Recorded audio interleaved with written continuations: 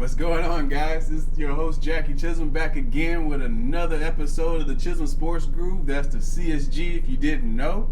And today we got a full show for you again.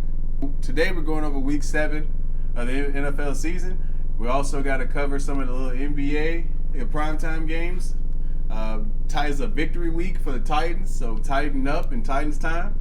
We're going to go over some of our last picks in the good and the bad and the ugly in Vegas, baby. And I'm going to go over my final thoughts today. And I'm going to ask the question of, when is it time to move on? All right, let's get it.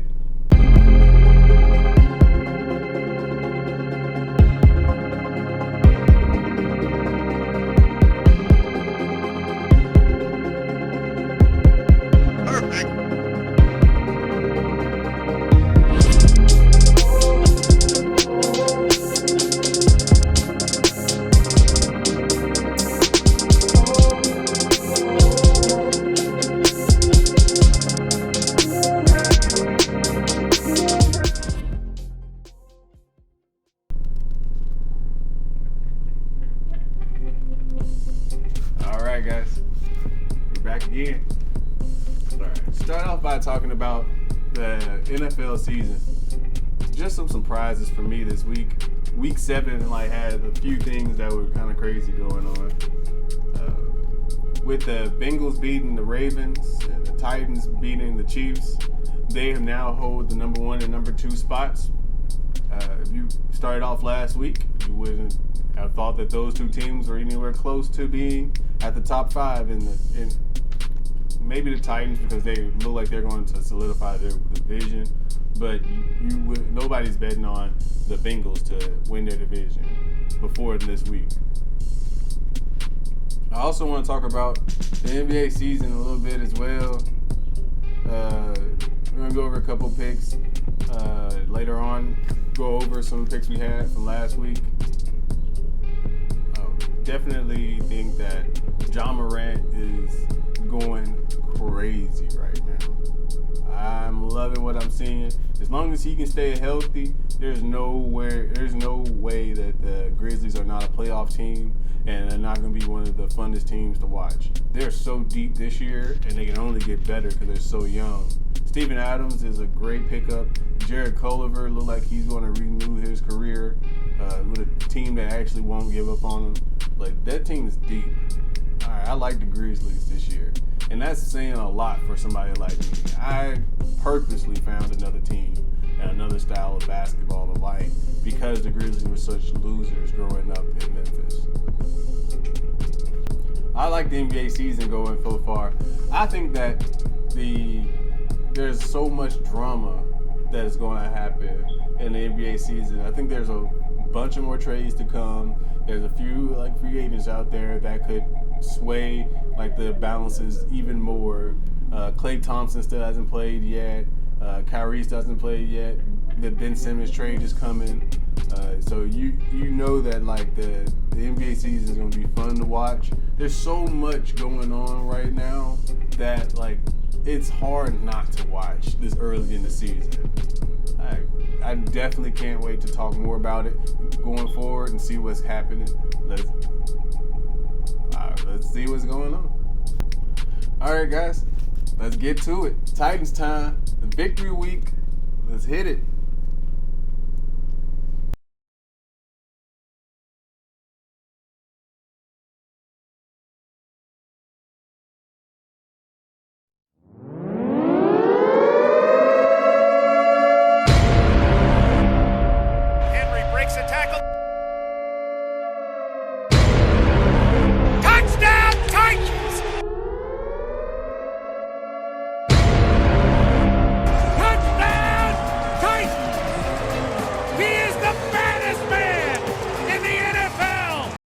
Titans time. This is the segment where me, a lifelong Titans fan, goes over the weekly progressions of the Titans during the NFL season. I think that we are close to being Super Bowl contenders. Coming out with a 27-3 just dominating win over the Chiefs this past weekend. was amazing to see.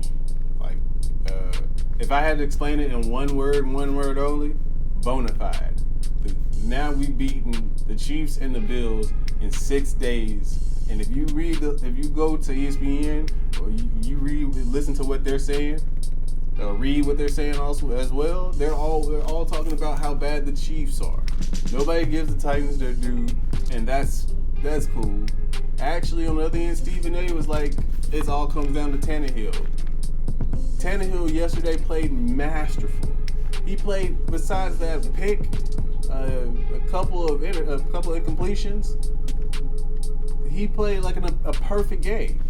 Like, you take 4 passes away from him, and you take the interception away from him.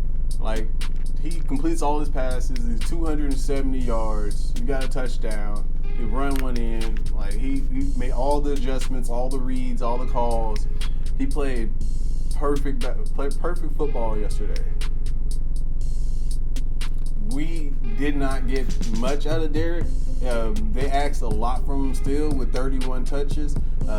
He still got over 100 yards of total offense. You'd like to see him get more of 86, but if I told you that Derek was only going to have 29 carries for 86 yards, and we were going to dominate them, you would have looked at me like I was stupid. Like, everybody in the betting world would have took Derrick Henry getting 86 yards and the Chiefs in that game. But there's nothing bad to talk about. We can only talk about the good, like, this week. Like, nobody got picked on. Nobody had blown assignments. A couple times Bolton was in the backfield and made a couple of big tackles. But that's more on, like, the will that he came in to play with. You seen that he had, like, some chip on his shoulder, that he wanted to come out and stop Derrick Henry. He heard the media say that the weakness of their defense is their middle linebacking crew, and including him. So, like, big ups to him, but everybody else got picked on the entire game, all game.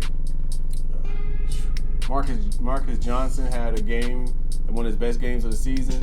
AJ was huge this game, and to think that, like, he's still not, like, completely healthy. He's still not in full game shape yet. Still getting back healthy. He's still getting right, and he puts up a game like that, 9 catches, 133 yards. It's ridiculous. Julio was ridiculous as well. I think he only caught 2 passes, but both of them were for first downs. You're not asking for much more. You want to keep him healthy and use him as least amount as possible until about week 13, 14, going into the playoffs. That defense stepped up immensely. Like, I was shocked. I was completely shocked that we consistently got pressure on with our front 4. We blitzed. The scheme was amazing. We played great coverage. We gave up nothing in the running game. It was a sight to see. Like, we dominated them in all 4 phases of the game, if you want to say it. Not only was Brett Kern back, and that special teams was amazing. We pinning them deep several times. But our coaching in that phase of the game also outcoached Andy Reid in that defense as well. Like, it was an amazing game to see. I think that the Titans are Super Bowl contenders only because of what we were missing and how we still were able to dominate. Like, we were missing 4 of our top 7 defensive backs. We were missing Hooker was still out. Taylor Lewan was missing, and we also was missing Chester Rogers as well. But it didn't matter though. Like, we still had enough pieces come out and play their roles. Kendall Lamb did go down in that game. Saffold had a thigh injury or a back injury. It was one of those two, and he's still a warrior and pushed right back out. Dylan Radons did play really well in the limited snaps that he got in as well. But, like, just overall, like, there's just amazing games. We definitely can be a Super Bowl contender. Also, big shout out to Jeff Swain and Rashad Evans. I talked hella shit about you guys. Jeff Swain had a good blocking game. Also, Rashad Evans was where he needed to be. That was my whole fucking rant. Like, bro, you were out of place at every chance. When you're in place, you can guard Travis Kelce. When you're in place, you get an interception. You get a fumble recovery. You make decent tackles when needed. Like, that's what we needed from you. That's why you were a first round pick. Thank you. Thank you. Ugh.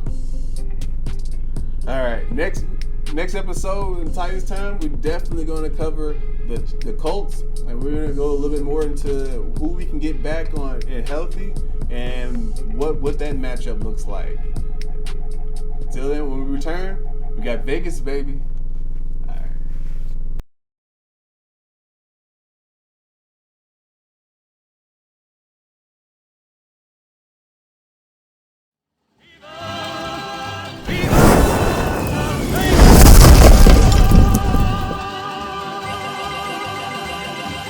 Vegas, baby, Vegas! All right, Vegas, baby. The segment where me, your resident mathematician, goes over the betting lines of anything we can fucking bet on this week. Today, we got to go over the good, the bad, and the ugly of Week 7 of the NFL season. And we just gonna start off with some good. Let's go ahead and start off. I like how the Packers covered their spread against the Washington football team. The Washington football team just does not seem like a good team right now. They're missing a lot of pieces, key pieces on their offense. They should have gotten a quarterback, but, you know, Tyler Heineke can only do so much. Packers won a game that they needed to win. That's what you like to see. If you were betting on the Bucs to cover their 12.5-point spread against the Bears, you know that wasn't a good. Also, it's always good to have a strategy when it comes to betting, and not betting on a team like the Bears, knowing that Matt Nagy is like a shit coach, is a good strategy. So, Bucs still blowing them out leads you to be like in a good bet that week. The Cardinals yesterday stayed undefeated, beating the Texans 31-5. It could have been 20. It could have been 25. You knew they were going to cover the line. Like, the Texans got nothing they're really playing for except for a first-round pick. There's no reason why they should have beat the Jags, in Week 1. All right, now we can go over some of the bad from this weekend. And it's pretty bad. It's pretty bad. I definitely want to start off with the Rams. They were not able to cover their 16, 17-point spread against the Lions. I called that one last episode, if you didn't recall, only because the Lions have been playing well. I also was thinking about that Matt Stafford and Jared Goff trade. Jared Goff did not look like he was that much worse of a quarterback than Matt Stafford to have gotten all the picks that the Lions did get for him. That was so disrespectful. And they should have lost at the end of the day. But the Rams do have Jalen Ramsey and Cooper Kupp and just enough weapons on that offense and defense that they were no match really for the Lions. Now, it is a bad going forward only because the Lions were still in that game, and the Rams were supposed to be, world beaters and one of the top teams. And if you're that close to the Lions, that's always a bad sign to begin with. The Lions did expose them on some of their flaws, like in the running game and also with the deep passing as well. Woo, another bad one. But I feel like this is awesome to see the Ravens losing in a terrible fashion, 41-17 to the Bengals. Now, it was a game. The Bengals were down 13-17 at one point and just ripped off and left them in the dust. Running off 28 straight points. Lamar was shut down. Couldn't do really anything. Joe Burrow and Jamar Chase running up and down the field at will. I think Jamar Chase ended up with 200 passing yards. That's bad only because how well the Ravens played in the first half and couldn't put it together in the second half. They've been defloored by the Bengals, and I love to see it. I feel like the Titans are a better matchup for the Bengals than the Ravens anyway, and I'm tired of seeing the Ravens play the Titans anyway. But I think that's actually going to be a concern for the Ravens going forward, the way that defense played. Also, definitely on the bad list, I would say it's ugly, but you kind of expected the 49ers to be in close in that game with the Colts, especially knowing going in that they were heavy rain. It was really windy, so getting at Deebo Samuels and Brandon Ayuk and the Yak brothers together was going to be a very difficult task, but they had a decent running game, and you thought that they were going to push it past with Jimmy G. That did not happen. Jimmy G turned the ball over at some of the most unopportune times in that game. It was ugly to watch at some points. The Colts just made the least amount of mistakes. They did exactly what you thought they were going to do: play sound defense and run the ball. Carson Wentz looked so much better because that secondary is not that well either. There's some real holes and real problems with the 49ers. And it was completely on display last night in Sunday Night Football for the world to see. I don't like it going forward. They're already asking, should Jimmy G be benched for Trey Lance? Let's see. All right, now we're definitely going to cover some of the ugly from this weekend. And I mean ugly. We're first going to start off by definitely talking about the Panthers this weekend. Christian McCaffrey shouldn't be that big of a downfall for you guys. Missing your starting running back in a league that really doesn't value running backs is not a huge excuse to come out and get smacked completely in the face by the Giants of all people. There's nobody that was betting on the Giants. It was only a 3-point line in that game for the Panthers. And you lose 25-3. The offense was stagnant. The defense gave up whatever he wanted to. It just looked terrible. I don't know what I was watching. I thought that they switched jerseys at one point. What in the world?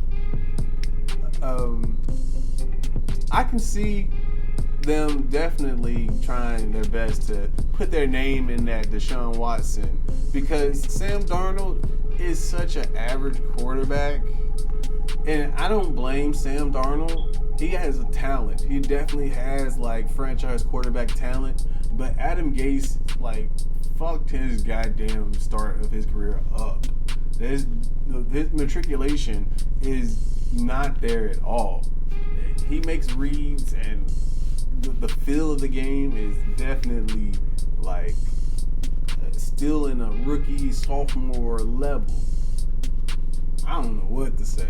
They definitely need to look at that quarterback trade. They've made several trades in the cornerback position that you think that you hope they're going to be fruitful going forward. When Stephon Gilmore comes back to play, when he actually comes back to play, and now if they can get a Deshaun Watson or an actual decent quarterback, they will be a hard team to play with, especially if you can sit Chris McCaffrey, get him healthy, get some actual experience on Chuba Hubbard, probably get something for Robbie Anderson. You have a lot of weapons.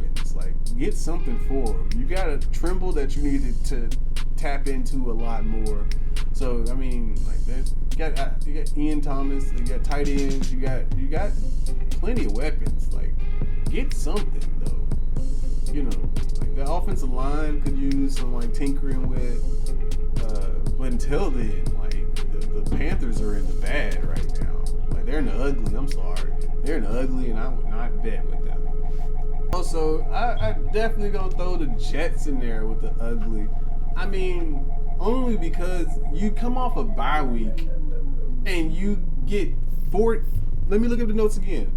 54 points thrown up on you with a rookie quarterback.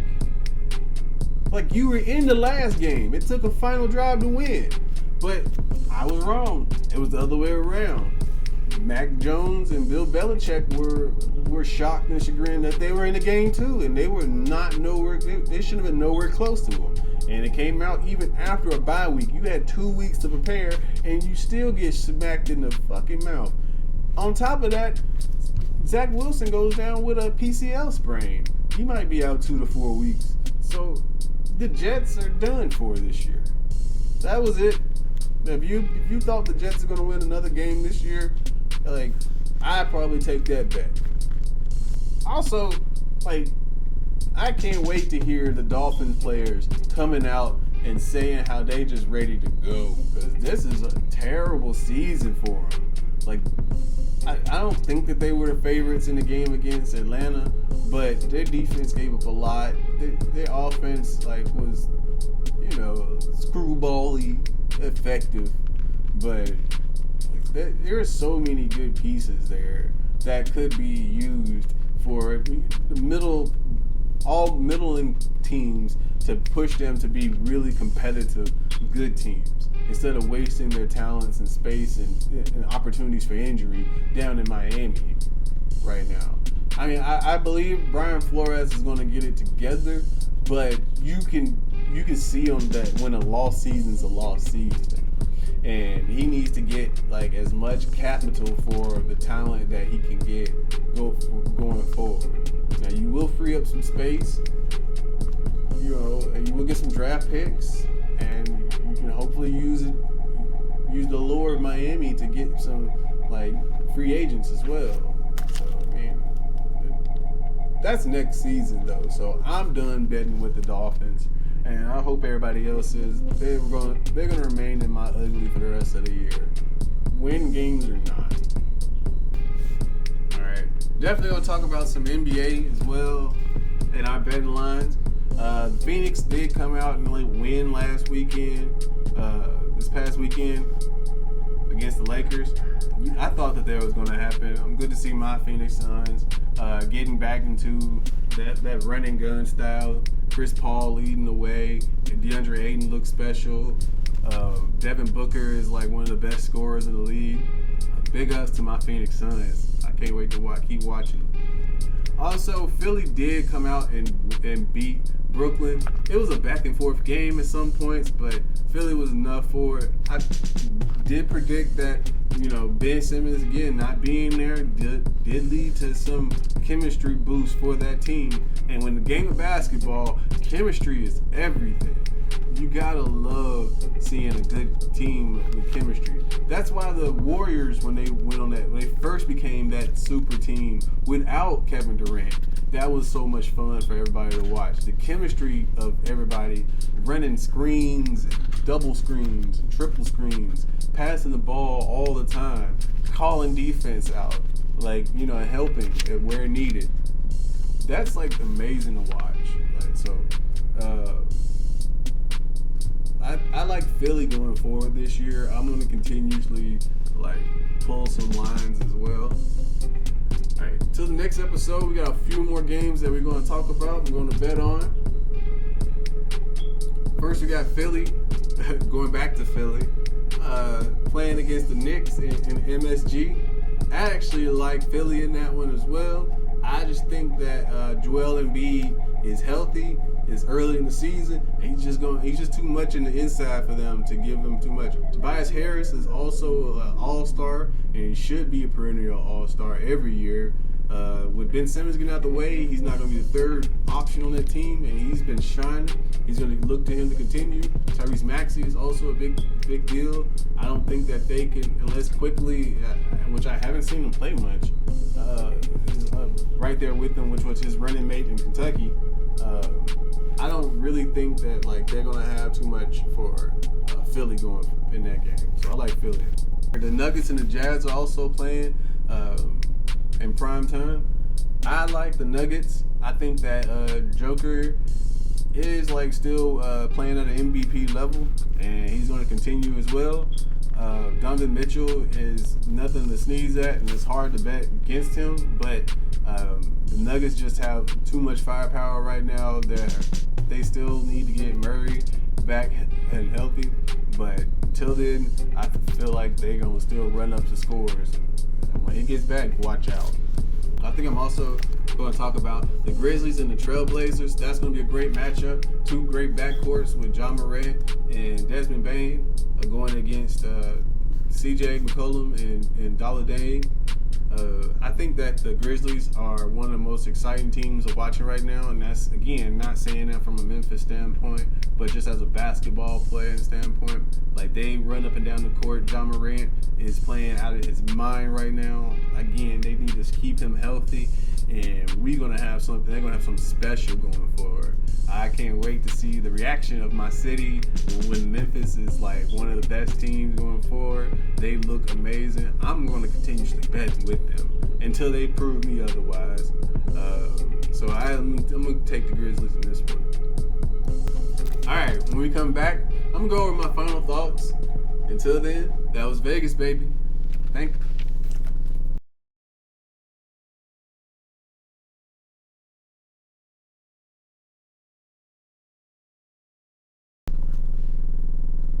All right, I definitely want to just go over a few final thoughts for the day.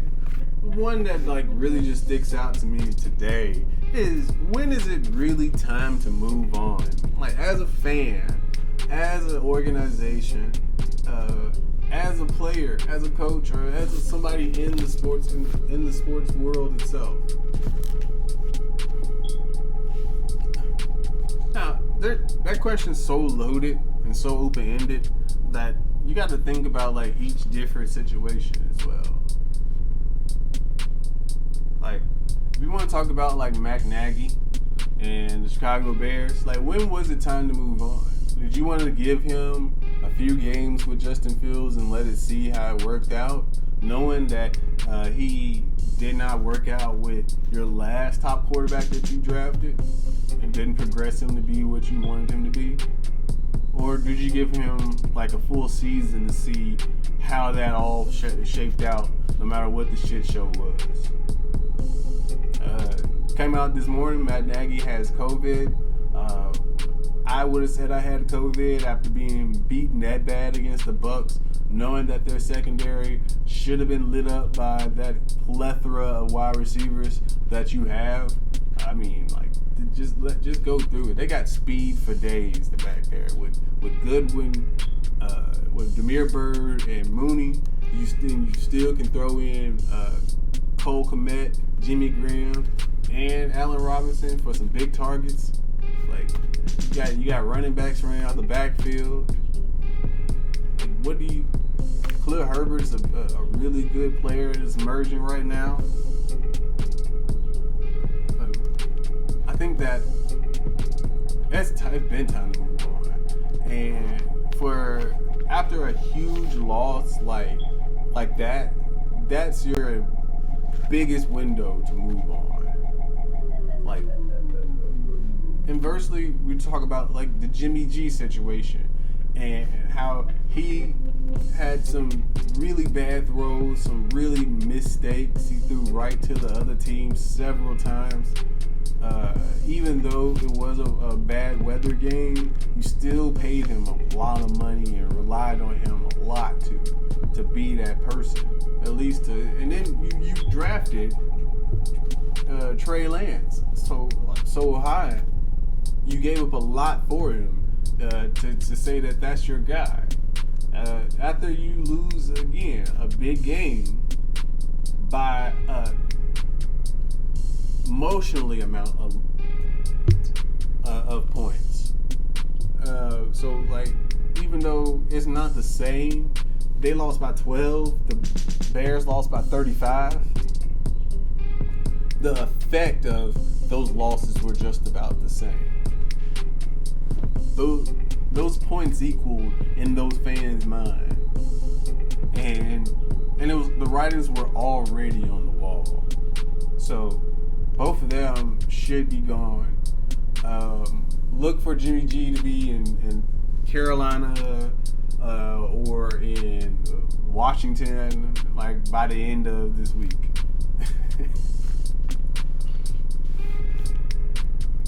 See, it's like different though if you think about like a Big Ben. Like he's at the end of his road. He knows that like he doesn't have much left to go for. And he's costing his team, like, but they didn't draft another guy. They didn't like move up to get Justin Fields when they could have probably, instead of like letting the Bears jump them. Yeah, and you gotta live with that one though. Like, you know what I'm saying? Like, is it time to let go, or do you ride out the rest of the season knowing what you've gotten from being going forward? Like, I think that you like that situation is different, and you definitely ride it out with being until it's like until the wheels fall off and he can't go no more. Now, if you're just like a Deshaun Watson situation, or Kyrie or Ben situation, or Kyle or Ben situation, or like, and they don't want to be there no more, then you move on, essentially effective immediately. Like, that's one thing you can't play with as an organization. Like, you're asking them to love your organization, love your fans, love what they do, give everything and every ounce of time and effort that they can to their craft in making that organization better.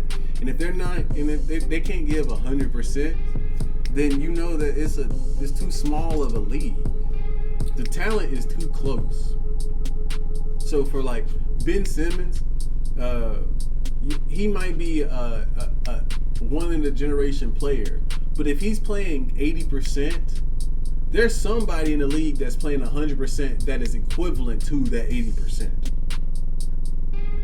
You get what I'm saying? So you can't have like a player giving you less than 100%, because even if they are a generational talent, there's somebody that close to them that is equal to it, that will give 100% and equal that 80%, 75%, that 90% that they're willing to give.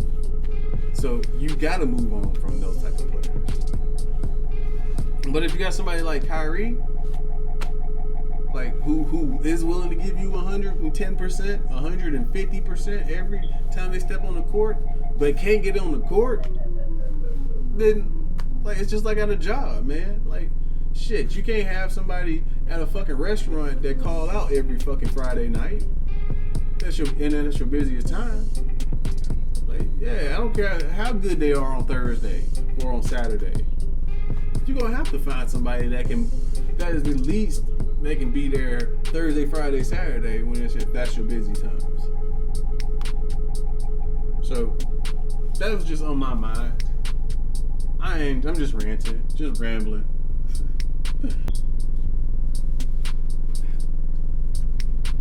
Alright guys, that's going to be another episode of the Chism Sports Groove. I'm your host, Jackie Chism. I want to give a special thanks to everybody out there in the Chism Channel organization that helped put this together.